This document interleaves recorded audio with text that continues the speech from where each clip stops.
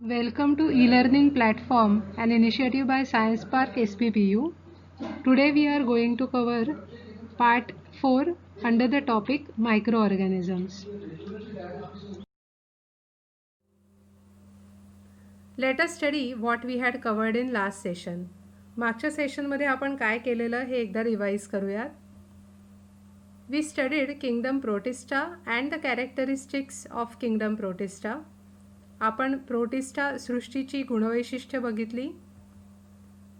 Then we made mobile microscope at home. नंतर आपण mobile सूक्ष्मदर्शिका घरी कशी तयार करायची हे शिकलो. And then we observed drop of water under that mobile microscope.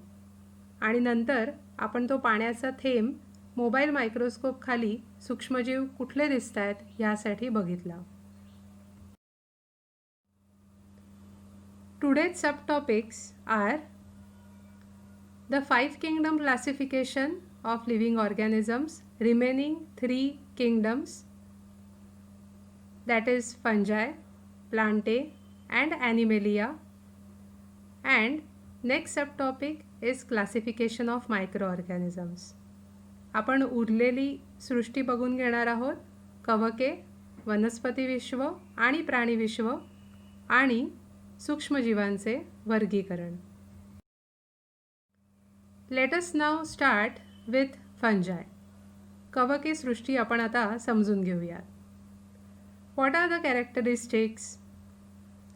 It is heterotrophic, eukaryotic, म्हणजेच ती परपोषी आहे, असंश्लेषी आहे आणि दृश्य केंद्रिकी आहे. It is saprotroph and it feeds on dead and decaying organic matter. मृतोपजीवी म्हणजेच कुजलेल्या कार्बनी पदार्थांवरती जगणारे असतात. It has cell wall which is made up of chitin. कवकांना पेशीभित्तिका असते जी एका वेगळ्या शर्करेपासून बनलेली असते आणि ह्या शर्करेचं नाव आहे chitin. Some fungi are thread-like. तंतुरूपी काही कवके असतात आणि काहींमध्ये बरेच केंद्रक असतात. They have many nuclei present in the cytoplasm. Examples are Baker's yeast, Aspergillus, Penicillium, mushroom. किण्व म्हणजे आपण पाव तयार करताना जी यीस्ट वापरतो त्याला किण्व म्हणतात.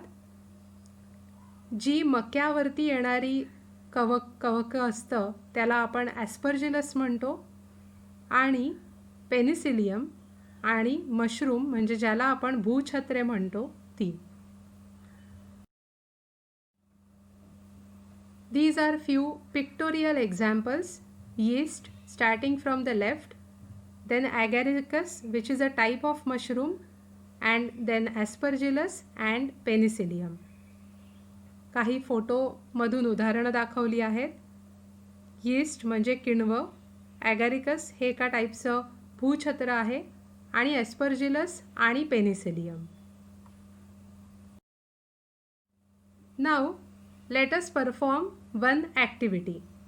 Let us grow fungus on bread. आता आपण पावावरती बुरशी कशी वाढवता येते हे शिकूया. पहिल्यांदी एक पावाचा छोटा आपल्याला तुकडा घ्यायचा आहे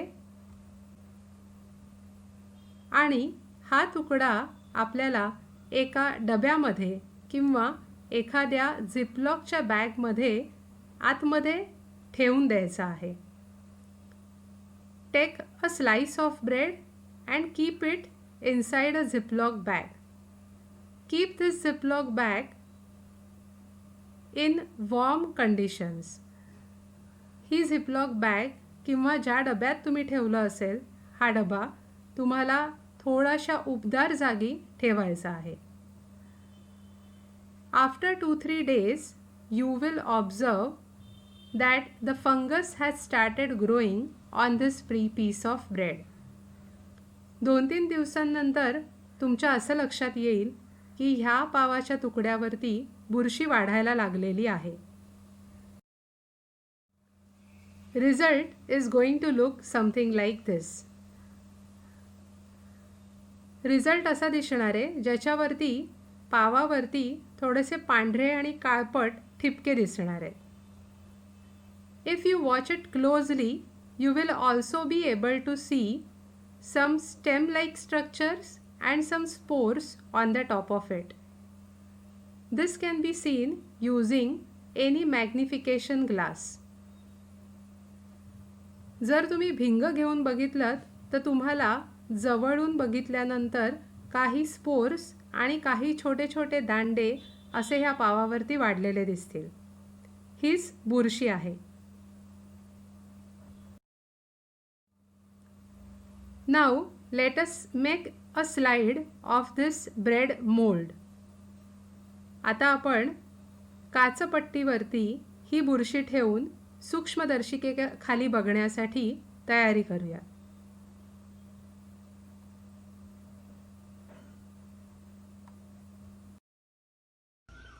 आता आपण बुरशीची स्लाइड करणार आहोत, म्हणजे फंजायची, जी आपण पोळीच्या तुकड्यावर किंवा ब्रेडच्या तुकड्यावरती ग्रो केलेली.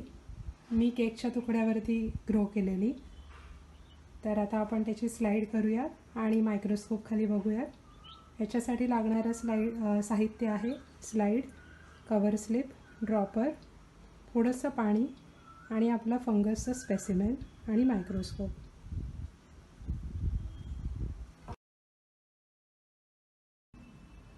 आता फंगसला आपण पकडताना नेहमी या फोर्सेपने पकडणार आहोत. हात लावायचा नाही आहे, कारण त्याचे जे स्पोर्स असतात ते नाकात जाऊन आपल्याला शिंका येऊ शकतात. तुम्हाला दिसत असेल याच्यावरती थोडी फंगस ग्रो झालेली आहे.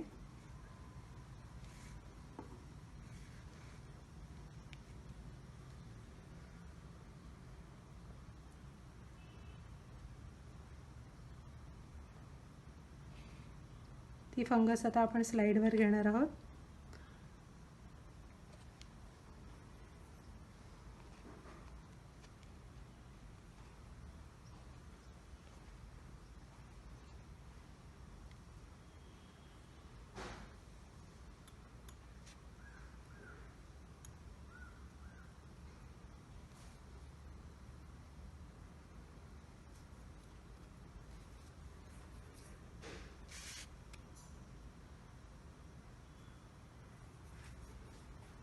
स्लाइडवर घेतली आहे, त्याच्यावरती थोडंसं पाणी टाकूयात आपण.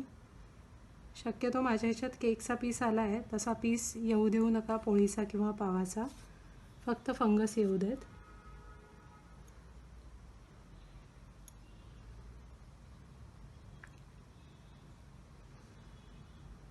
मी फक्त फंगस ठेवते आहे आणि बाकीचे पावाचे पार्टिकल्स जे आहेत ते काढून टाकायचा प्रयत्न करते आहे.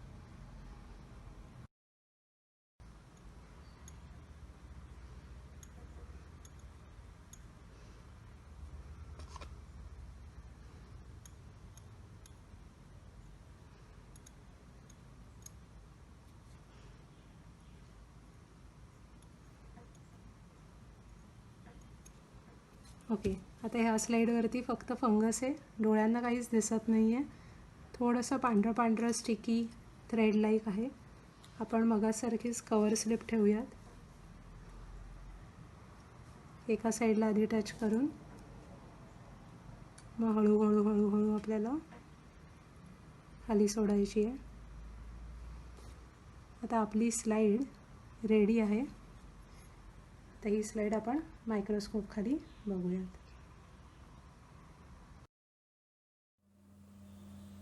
आता ही बुरशी सूक्ष्मदर्शिकेखाली कशी दिसते याचा फोटो मी स्क्रीनवरती लावलेला आहे.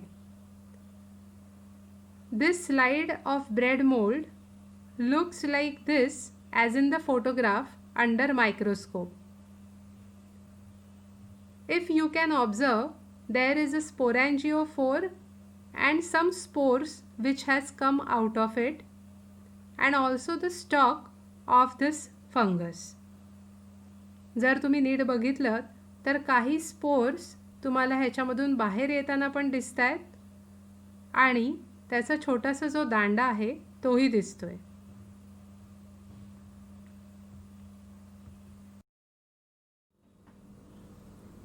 Let us observe permanent slide of bread mold which is called as Rhizopus stolonifera. पावावरची बुरशी जिला आपण Rhizopus stolonifera म्हणतो ह्याची परमनंट स्लाइड एक बघून घेऊया.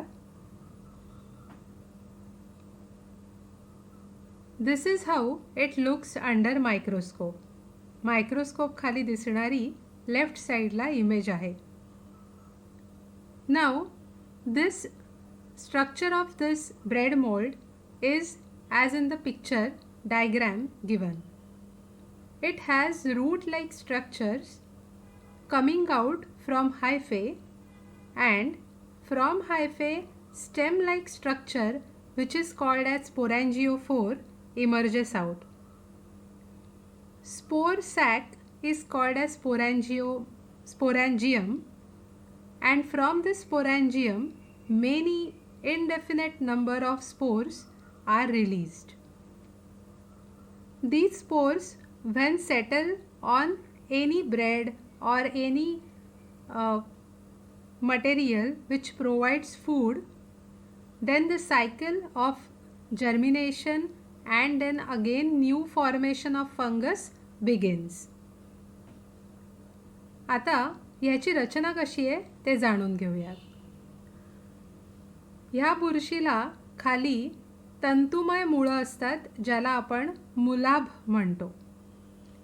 ही मुळं भूस्तरिका ह्या एका मेन मुळासारख्या स्ट्रक्चरपासून निघालेली असतात. भूस्तरिकेपासून बीजाणुधानी धर नावाचं स्टेम लाईक एक स्ट्रक्चर असतं आणि ह्याच्यामध्ये ज्याच्यामध्ये बीज असतात त्या बीजांची एक सॅक असते ज्याला आपण बीजाणुधानी म्हणतो. ह्या बीजाणुधानीमधून असंख्य स्पोर्स म्हणजे असंख्य बीजुके ही निघत असतात. आता ही बीज दुसऱ्या पावावरती किंवा पोळीवरती पडल्यानंतर परत नवीन कवक येण्याची नवीन बुरशी येण्याची सायकल तयार होते. As all of us know, bread mold, that is this kind of fungus, doesn't have photosynthetic pigment called chlorophyll and therefore it requires food to grow. आपल्याला माहितीच आहे की कवकांमध्ये फोटोसिंथेटिक म्हणजे प्रकाश संश्लेषणासाठी लागणारी क्लोरोफिल हरितलवके नसतात आणि त्यामुळे ह्यांना अन्न बाहेरून द्यावे लागते. जसे की पोळी किंवा ब्रेड ह्याच्याशिवाय हे वाढू शकत नाही. त्याच्यामधून अन्न शोषूनच ते वाढू शकतात. Now we are going to briefly cover Plantae and Animalia. आता आपण प्राणीविश्व आणि वनस्पती विश्व हे आपण ब्रीफली बघणार आहोत अगदी पटकन. First difference between Plantae and Animalia is plants are multicellular eukaryotic and they have cell wall. Animals are multicellular eukaryotic same as plants but they do not have cell wall. म्हणजेच प्राण्यांमध्ये पेशीभित्तिका नसते, वनस्पतींमध्ये पेशीभित्तिका असते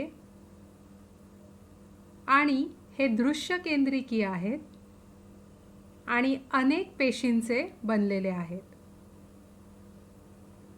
Second is in plants it has chlorophyll as all of us know for the process of photosynthesis, whereas animals require food and they cannot prepare their own food because they do not have chlorophyll and therefore they are called as heterotrophs. प्राण्यांमध्ये हरितलवके नसतात आणि म्हणून ते परजीवी आहेत. दुसऱ्या जीवांवरती जगणारे आहेत, परपोषी आहेत. आणि वनस्पतींमध्ये हरितलवके असल्यामुळे प्रकाश संश्लेषणाने वनस्पती स्वतःचं अन्न स्वतः बनवतात. Next difference is Plantae is divided into 5 groups and Animalia is divided into 10 groups. पुढचा फरक असा आहे की 5 मेन ग्रुपमध्ये वनस्पती विश्व विभागलेले आहे आणि प्राणी विश्व हे 10 मेन ग्रुप्समध्ये विभागलेले आहेत. हे ग्रुप्स बघून घेऊयात. In plants, they are Thallophyta, Bryophyta, Pteridophyta, Gymnosperms and Angiosperms. And Animalia is divided into Porifera, Coelenterata, Platyhelminths, Nematoda, which is also called as Nemathelminths, Annelida, Arthropoda, Mollusca, Echinodermata, Protochordata and Vertebrata.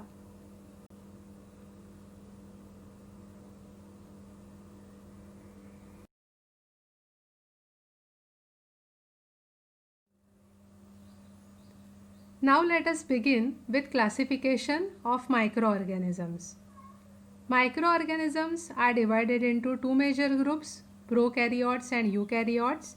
As we know, those who have nucleus and those who do not possess nucleus. Prokaryotes do not possess nucleus and they are divided into bacteria. Eukaryotes possess nucleus and they are divided into three groups, protista, fungi and algae. We have already covered some of the microorganisms till now and have also seen under microscope. Now, this classification is with reference to the size of microorganisms. 1 meter is 10 raised to 6 micrometer and micron is represented in the bracket. You can see mu, that is micrometer, and 1 meter is equal to 10 raised to 9 nanometer, which is represented as nm in the bracket. आता सूक्ष्मजीवांचे वर्गीकरण समजून घेऊयात. हे दोन major विभागामध्ये विभागलेले आहेत. आदिकेंद्रिकी म्हणजे केंद्रक नसणारे आणि दृश्य केंद्रिकी म्हणजे केंद्रक असणारे. आदिकेंद्रिकी ह्याच्यामध्ये सगळे जीवाणू येतात, बॅक्टेरिया, आणि दृश्य केंद्रिकी ज्याच्यामध्ये आदिजीव, कवके आणि शैवाल येतं. याच्यातले बरेचसे सूक्ष्मजीव आत्तापर्यंत आपण शिकलेलो आहोत, मायक्रोस्कोपखाली, सूक्ष्मदर्शिकेखाली बघितलेलं आहे. पण हे जे वर्गीकरण आहे हे वर्गीकरण आकारानुसार असतं. सूक्ष्मजीवांचे आकार 1 मीटर म्हणजे 10⁶ मायक्रोमीटर. आणि मायक्रॉन कसं लिहितात ते ब्रॅकेटमध्ये बघा, म्यू एम. आणि 1 मीटर इज इक्वल टू म्हणजे 1 मीटर 10⁹ म्हणजे नॅनोमीटर, एन एम.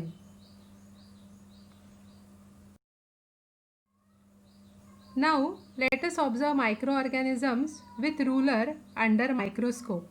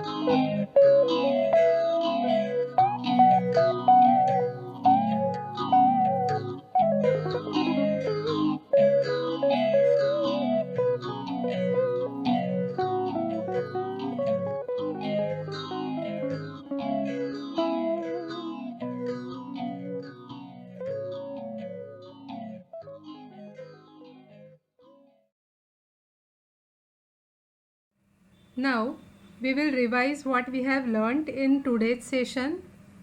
पंजाय, आज आपण पहिल्यांदी कवके बघितली.